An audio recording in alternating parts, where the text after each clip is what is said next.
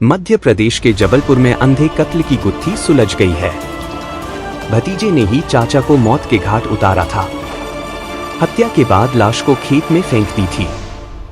बताया गया कि दोनों के बीच दारू पीने के दौरान पैसे देने को लेकर विवाद हुआ था। यह पूरा मामला चरगंबा थाना क्षेत्र के देवरी गांव का है।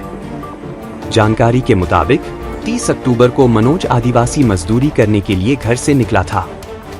रास्ते में उसने संतोष गोंड से शाम को पार्टी करने की बात कही थी। इसके बाद दोनों शाम को बाजार से दारू और मुर्गा लेकर पार्टी करने गए। इस दौरान संतोष ने मनोज से कहा कि इस पार्टी में तुमने कम पैसे दिए हैं।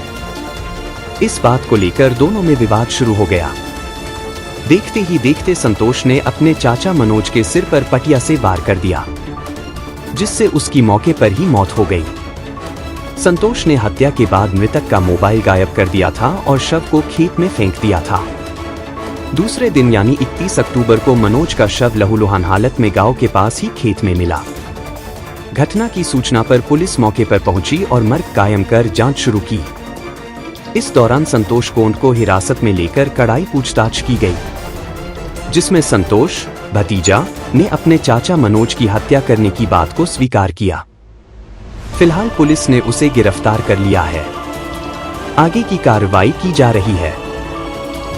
थाना चरगंबा में देवरी गांव के अंतर्गत गांधी के खेत में एक लाश मिलने की जानकारी थाना प्रभारी महोदय को प्राप्त हुई थी, जिस पर तत्परता से हमारे वहाँ के नगर पुलिस अधीक्षक महोदय हैं वो और थाना प्रभारी महोदय FSL टीम और बाकी लोगों के साथ वहाँ पहुँचे थे। जब लाश को देखा गया तो लाश के ऊपर काफ़ी गंभीर वो घाव थे।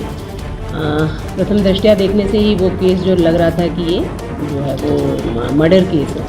उसके ऊपर पुलिस ने कुछ सस्पेक्ट्स देखे थे, उन सस्पेक्ट्स पर जब वर्क किया तो ये पता चला कि जो मृतक है उसी के रिश्ते में लगने वाला उसका भतीजा था, वो घटनास्थल पर जब मिला था तो हमारे थाना प्रभारी महोदय को उन पर संदेह हुआ था, क्योंकि उसके कपड़े थे उस पर मक्खियाँ काफ़ी लग रही थी, जिसके आधार पर ये लग रहा था कि वो ब्लड होने के कारण उनके कपड़ों पर वो इतने सारे मक्खियाँ लग रही हैं। जब उनको बुला के पूछताछ की गई तो पहले तो वो काफ़ी उन वो अन्य लोगों की चीज़ें बताई, लेकिन बाद में जब पूछताछ हुई तो ये स्पष्ट हुआ कि वो अपने चाचा के साथ घूम रहा था। इस बात की तस्दीकी वहाँ के CCTV फुटेजेस है उसको देखकर भी हुई थी कि चरगंबा में भी वो अपने चाचा के साथ घूम रहा था और वहाँ उसने शराब की दुकान थी लेकर की, वहाँ से शराब लिया था।